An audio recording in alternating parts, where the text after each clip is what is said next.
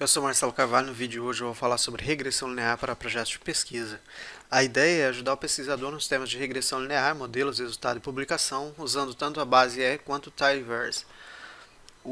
Os códigos e o texto vão estar no capítulo 3 do livro Time Modeling with R, escritos pelos engenheiros Max Kuhn e Julia Silge.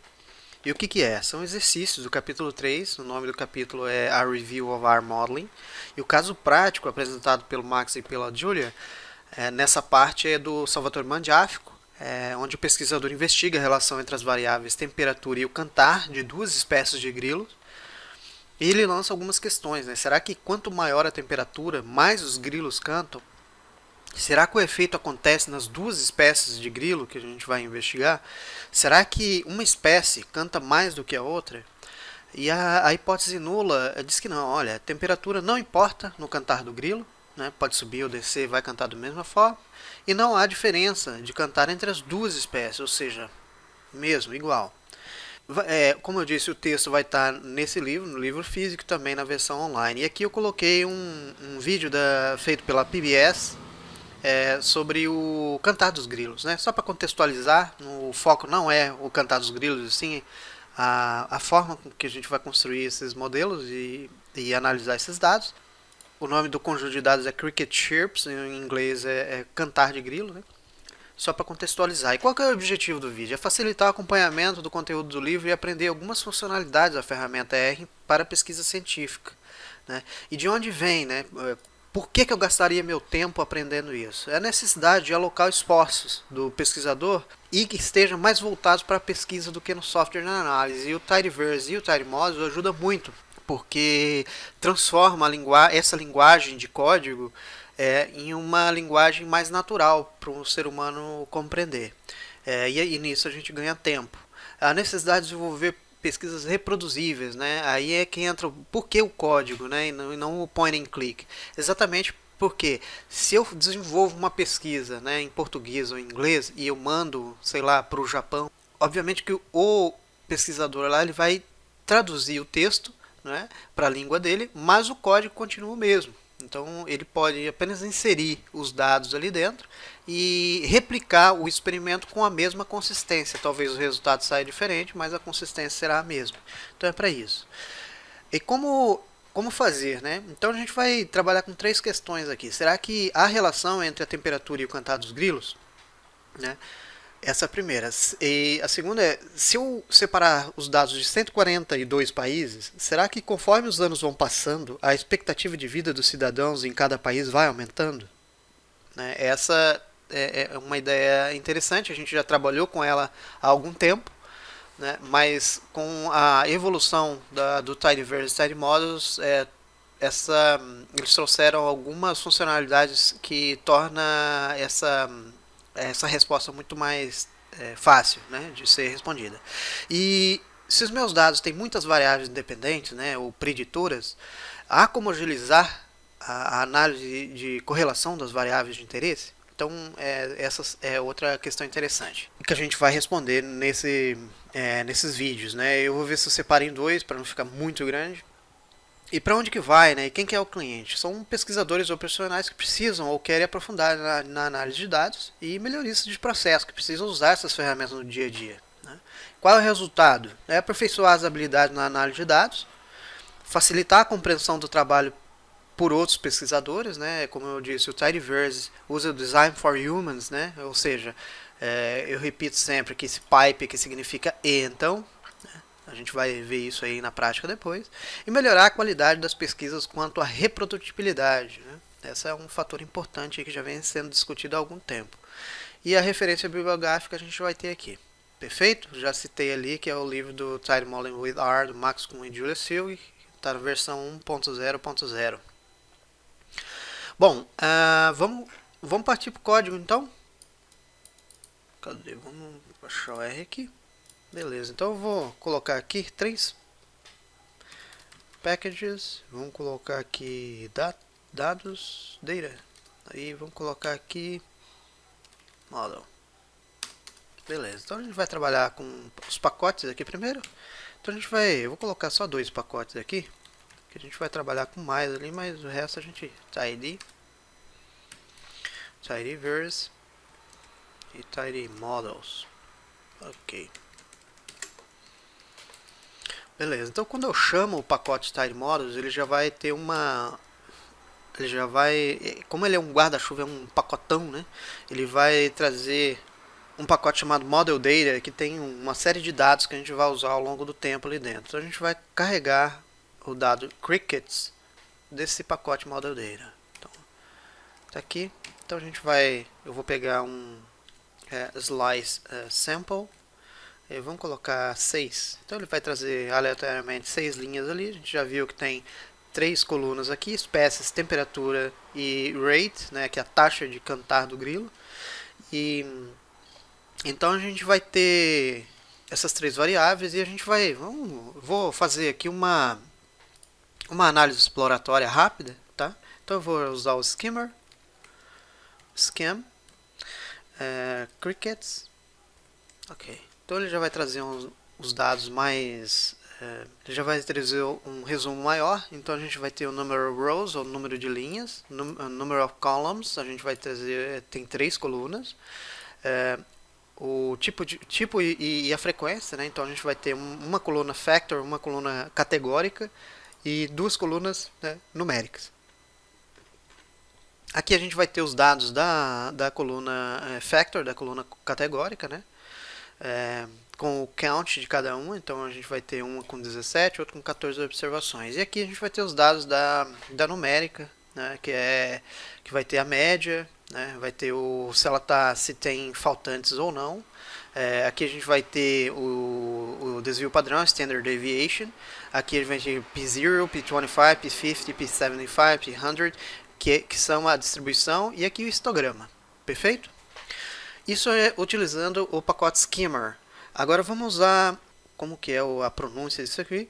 Então skimmer, e aí eu vou ter outro, que é fun modeling, dfstats, crickets. Perfeito. Então aqui ele já traz um resumo também. Então vamos supor que eu tenho uma quantidade de dados muito grandes. E para fazer esse histograma aqui ele demora. Obviamente que eu consigo extrair ele do resultado, aumentando a velocidade. Tá? Mas eu posso usar o dfstats também, que ele já me traz uns dados aqui sem plotar nada. E ele torna um pouco mais rápido o processamento. Tá? Então se eu tiver muitas variáveis, 1000, 2000, 3000 variáveis, ele já retorna muito rapidamente isso aqui para mim. Perfeito? E outra solução que a gente vai ter é os sjplot. Então eu tenho sjplot e eu consigo fazer com viewdf. Então cricket. Dentro do viewdf eu consigo colocar show frequency como true e show percentage também. Então eu vou colocar esses dois aqui só para a gente ver como sai.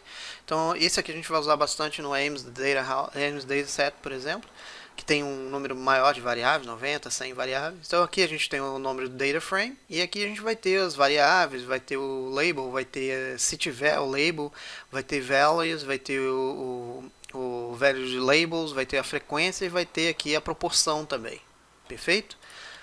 Eu consigo ver a proporção também usando janitor, table e crickets. E aí eu vou olhar a espécie aqui. Então a gente vai ter 2 espécies, uma com 14 e outra com 17 observações e o percentual aqui. Então é uma análise exploratória de base, né? Mas muito útil. Perfeito? Bom, agora a gente vai fazer o seguinte, vamos fazer o gráfico que vai estar lá no livro, né? Então eu vou colocar crickets e ggplot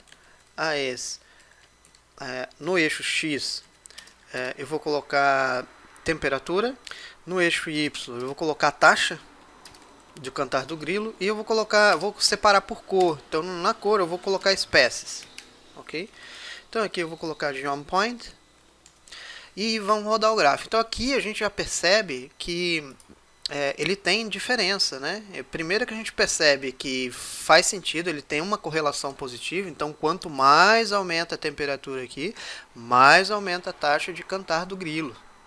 Então a gente tem uma correlação positiva, né, e forte. E segundo lugar, a gente vê que parece que o exclamations aqui, ó, ele tem uma taxa de cantar maior do que o onivious aqui.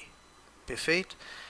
Então, duas coisas que a gente vê. Primeiro, parece que ele canta mais, né? Uma taxa maior. E segundo, parece que está mais inclinado aqui, né? Quanto mais aumenta, ele aumenta uma velocidade maior também. Mas vamos fazer o seguinte, vamos adicionar um elemento aqui, ó, chamado Geom Smooth. Esse Smooth, ele cria uma reta de suavização. Uma reta, uma linha de suavização, uma média móvel, por exemplo. Então eu consigo colocar aqui vários tipos, mas eu vou, o padrão é o lows, mas eu vou colocar aqui, ó, method, vou colocar LM, que é linear model, o modelo linear. Aqui o SE significa standard error. Eu vou colocar como false para ele não precisar aparecer. Então eu vou clicar aqui, ele já vai aparecer ali para mim.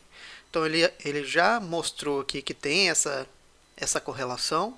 Já mostrou também que está levemente mais inclinado, né? Que aqui a gente chama de slope, né?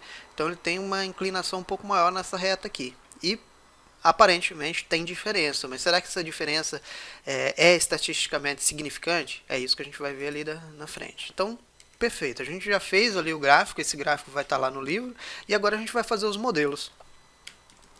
Então vamos lá, a gente vai pegar aqui, ó, vamos fazer o modelo, e para a gente fazer o modelo a gente vai usar a função LM, né, Linear Model, e a gente vai pegar rate contra temperatura mais espécies. Os dados que a gente vai usar é o crickets, perfeito? Então a gente já fez o modelo. Se a gente chama ele aqui, model crickets, ele já retorna para a gente os resultados. Então parece que para cada unidade adicional de temperatura, aumenta 3,60 a taxa de cantar dos grilos, né? E aqui está dizendo que o Onivius, por exemplo, ele tem uma taxa de menos 10,6 a menos do que o O exclamationist, ok? E no livro ele vai citar que o R ele tem na função LM ela é lazy, ela é preguiçosa, né? E isso significa o seguinte, que para aumentar a eficiência do cálculo, ele não vai fazer uma série de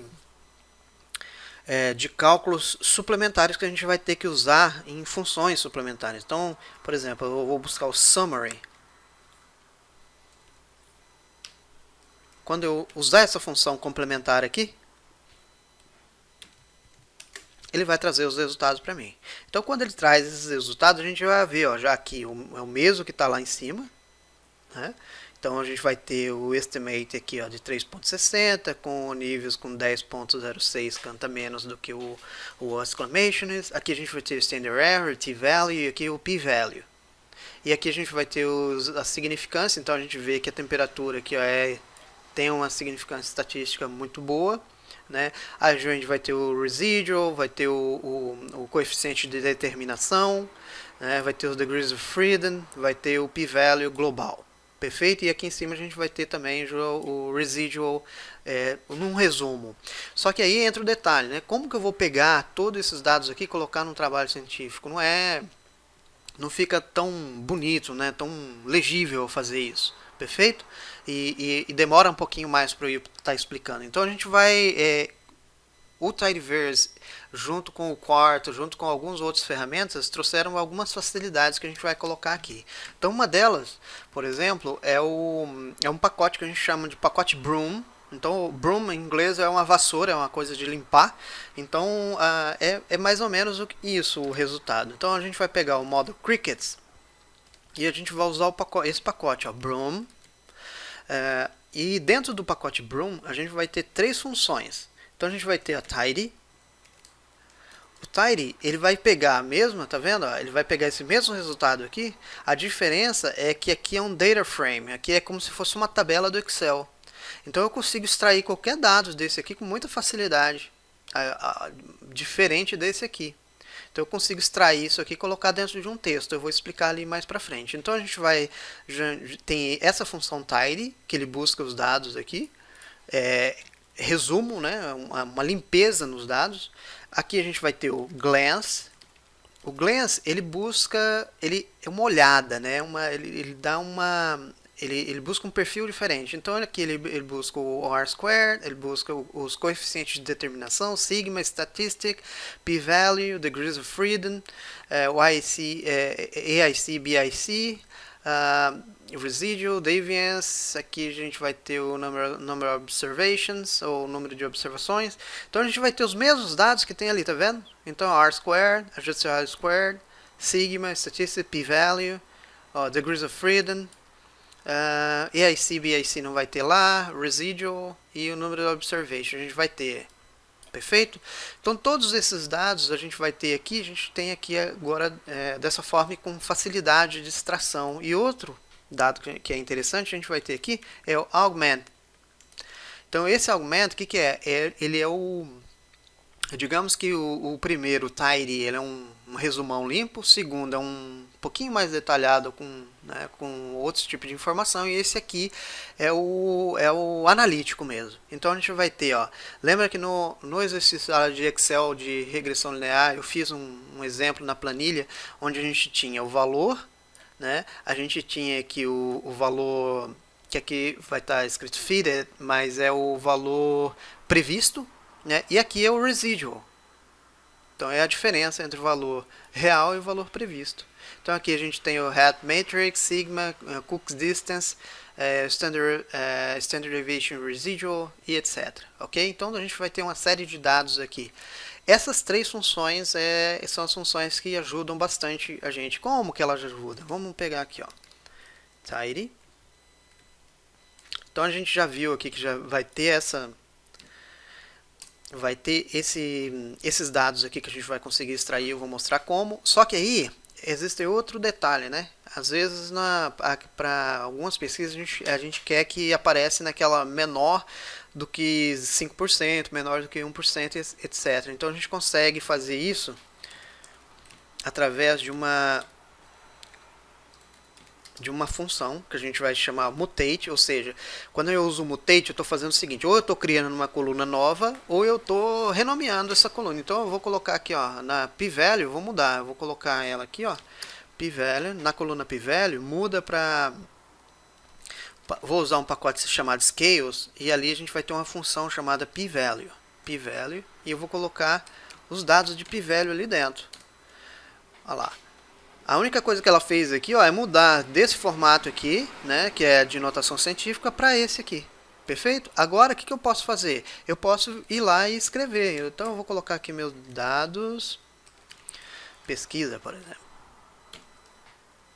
Ok? Então, dados pesquisa. Então, esse aqui vai ser os dados da minha pesquisa. Isso aqui já vai ser o meu resultado. Com esse resultado aqui, eu consigo escrever. Então eu vou abrir um documento, por exemplo, num programa para escrever documentação científica. Eu falei sobre ele em alguns vídeos atrás.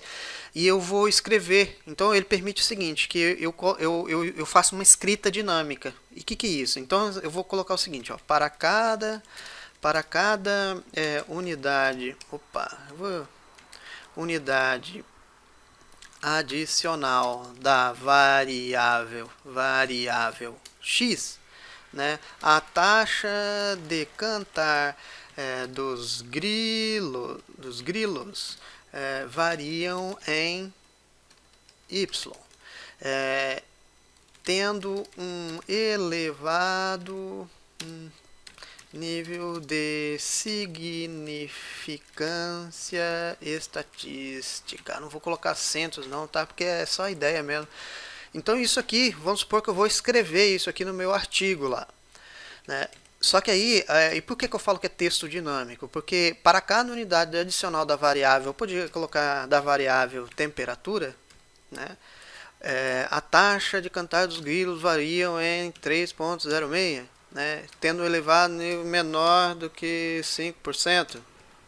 Né? Só que essa pesquisa ela é reproduzível, mas se eu trocar os dados ali de dentro, eu vou ter que trocar aqui. Então há um risco de eu esquecer em algum ponto, ou um trabalho muito grande de eu estar alterando isso.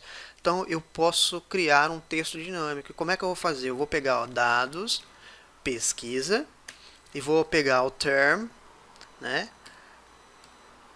De onde que saiu o term? Tá vendo que aqui tem uma coluna term, uma coluna estimate, uma coluna standard error, uma coluna statistic e uma coluna p-value, tá? Então eu vou extrair os dados dessa coluna na linha 2 aqui, Então eu vou pegar a variável tempo. Então, ó, para cada unidade adicional da variável, aí vai sair da variável temp, no meu texto, a taxa do cantar dos grilos, eu vou colocar dados, pesquisa, e vou colocar taxa. Onde que está a taxa? Estimate, na linha 2. Então, a taxa de cantar dos grilos varia entre 3,60, tendo um elevado nível de significância estatística. Onde que está o nível de significância estatística? Vai estar lá no p-value. Em qual linha? Na linha 2. Então, ó lá, menor que 0,001. Perfeito? E como é que eu vou colocar isso aqui lá dentro do documento quarto? É simples, a gente vai pegar, toda vez que a gente vai usar esse cara aqui, ó, que eu não sei o nome, isso aqui não é apóstrofo, mas é a crase, agora eu lembrei, a crase, né? E a gente vai colocar nesse formato aqui, tá? Então a gente vai usar, vou até copiar esse cara aqui, ó. A crase, ela vai estar aqui no meu teclado, ela vai estar em cima do brackets aqui acho que é colchetes. Não, não é isso. Ah, não, ele está em cima da vírgula aqui. Ok. Então aqui, ó, ele está em cima da vírgula, né?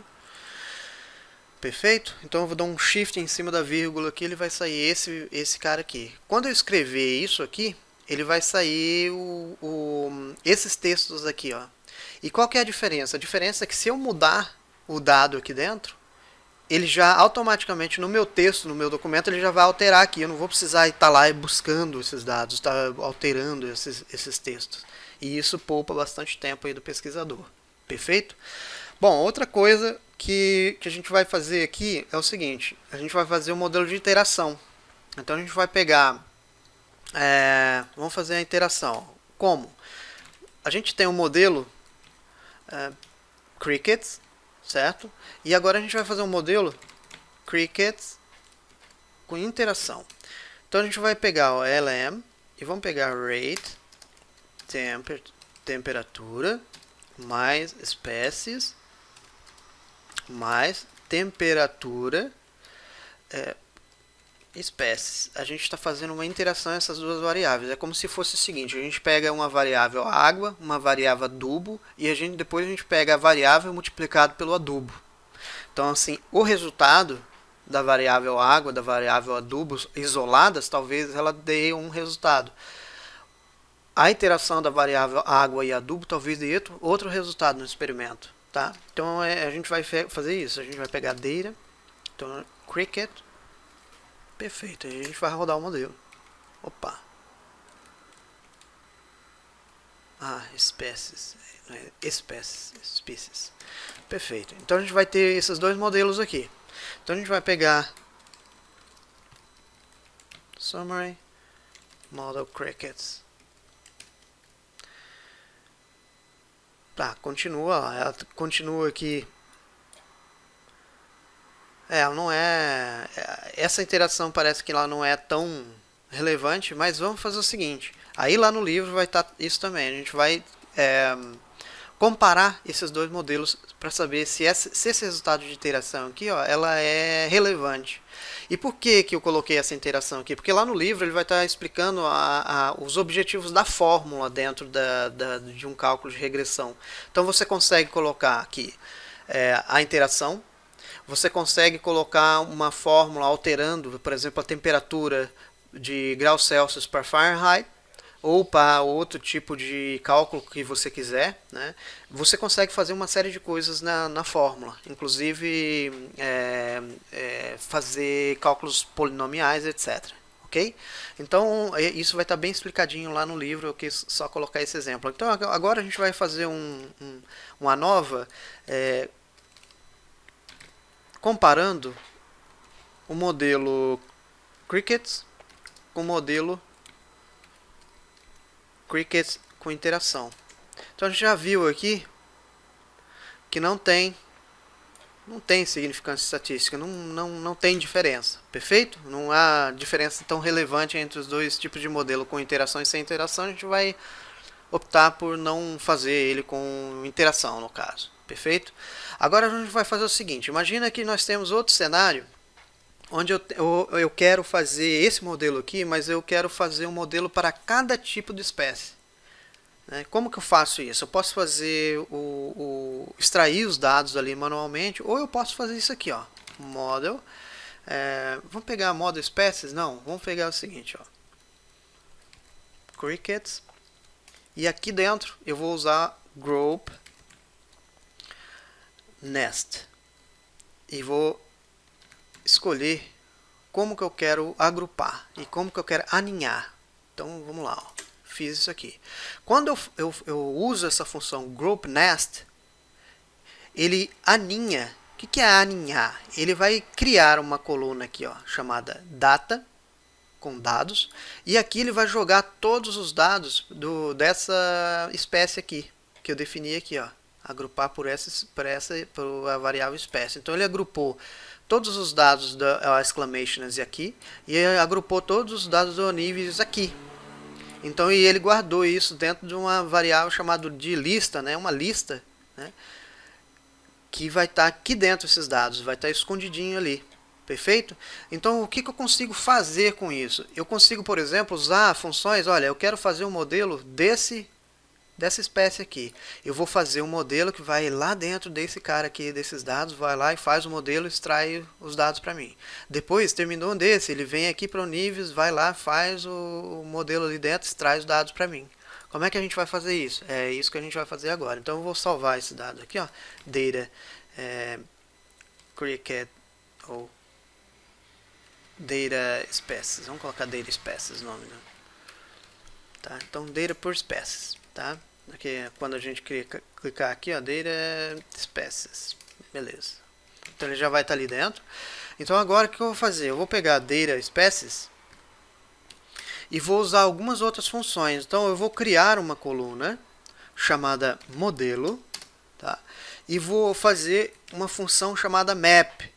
Lembra que eu falei, olha, que a gente vai pegar os dados aqui, a gente vai fazer o modelo aqui, extrair, depois que eu fazer esse modelo, a gente vem aqui. Essa função, dentro da linguagem de programação normal, é chamada de for loop, ou loop. Ele faz um loop, enquanto tiver atender aquela necessidade, ele vai rodar o modelo, terminou, ele joga os dados. Parte para o outro e vai fazendo isso até finalizar. Tá? Então aqui a gente chama de map. No R a gente chama de map, ok? Que é o per map. Tá? E o que a gente vai fazer? A gente vai fazer um map dentro de onde? Dentro da data aqui, ó. Data. E aqui eu vou usar uma função oculta. Então a gente vai, ó, rate por temperatura. E aqui no dado a gente vai usar o ponto X. Quando eu uso ponto X aqui, eu tô indicando que é esse dado que eu quero aqui. Então ele vai fazer, ó, ele vai pegar esses carinha, vai olhar dentro dessa coluna aqui de cada um, vai fazer esse cálculo aqui usando os dados desse conjunto de dados aqui. Perfeito? Então ele fez isso. Ele criou uma coluna aqui chamada model com esses detalhes ali dentro. Agora o que a gente vai fazer? Próximo passo, a gente vai fazer outro mutate, só que agora a gente vai pegar o resultado que a gente quer. Então eu vou pegar o coeficiente e vou pegar aqui, ó, o map novamente, só que agora eu não vou fazer o map data, eu vou buscar um modelo aqui, ó. Então eu vou fazer aqui dentro e vou usar a função broom_tidy. O que essa broom_tidy vai fazer? Ela vai extrair os dados limpos ali para mim. Olha lá. E vai colocar dentro da coluna coeficiente. Tá lá. Agora, próximo passo, o que eu vou fazer? Eu vou selecionar apenas as colunas que eu quero. Então eu quero só espécies e eu quero também a coeficiente. Perfeito. Já selecionei só essas duas colunas. E agora sim, eu vou colocar a nest e vou colocar a coluna que eu quero. O nest, ele vai aninhar os dados nessa coluna aqui. O dado unest, ele vai expandir esses dados para fora para eu ver. É exatamente isso. Então é isso aqui que vai estar escrito ali no livro, que as funções per map, ou for loop, que elas ajudam a gente construir vários modelos de uma vez só. Exato, perfeito. Então acho que eu vou separar esses vídeos em dois e eu acho que esse tipo de modelo fala, ah, Marcelo, mas pô, se a gente só tem duas espécies aqui, não faz tanta diferença, né? Ou eu tenho que aprender tudo isso.